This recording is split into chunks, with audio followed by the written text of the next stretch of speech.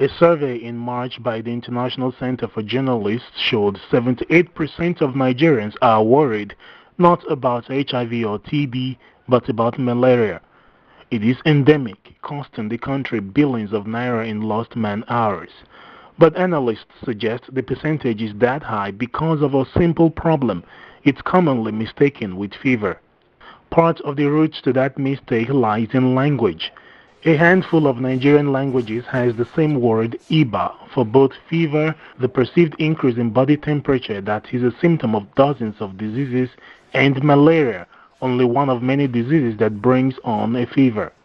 Fever, it's a normal phenomenon. It can comes from headache, which of course can come from stress when you relax your body.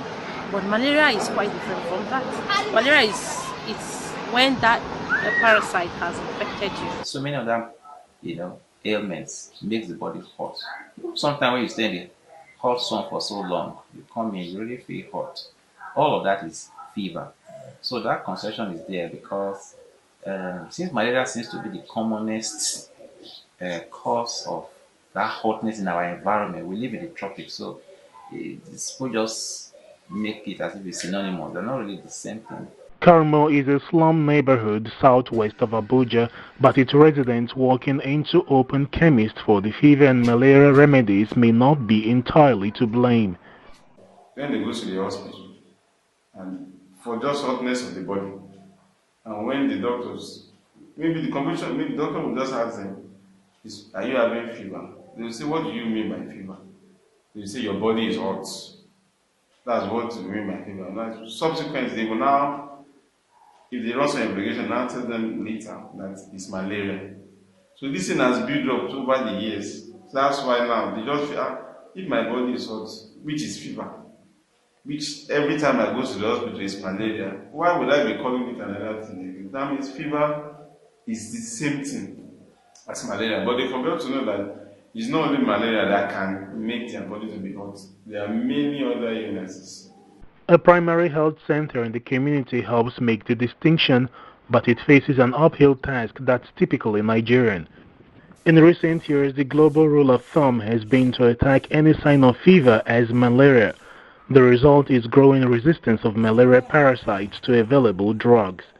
Now we have some of them that will come, bring their children when their thing has gone up for some time. Their children now develop complication of malaria, becoming from simple malaria now becoming complicated with anemia and all of that. So they are now they will now spend even more if they have come primarily when the thing started.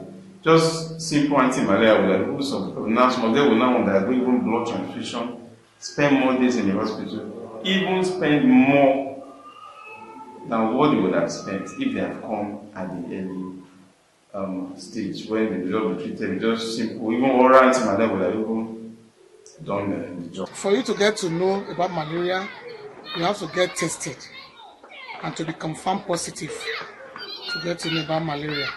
For all of them that has fever or maybe have just simple hotness of the body, they will think it's malaria. Diagnosis is key, backed by rapid diagnostic test kits.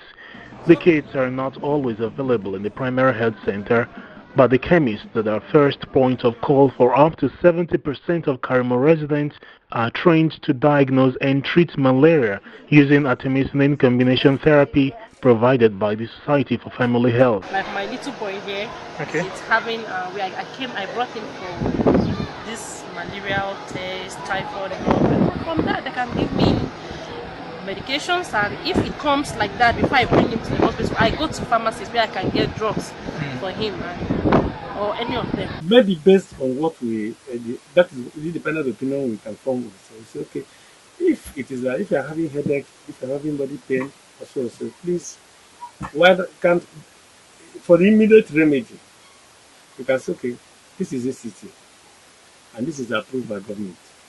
Take this. If it's an adult, take 4 money for night 4 initially 8 hours after, then subsequently money at night for the past 3 days. You least take it on with paracetamol and maybe any multivitamin. So you try that. If it goes beyond that, within that 3 days, if it don't subside, you understand? If it does not subside, please go to hospital. Newly enlightened Karmo residents are still learning the difference, and health workers themselves are unlearning what medical exigency has taught them for years.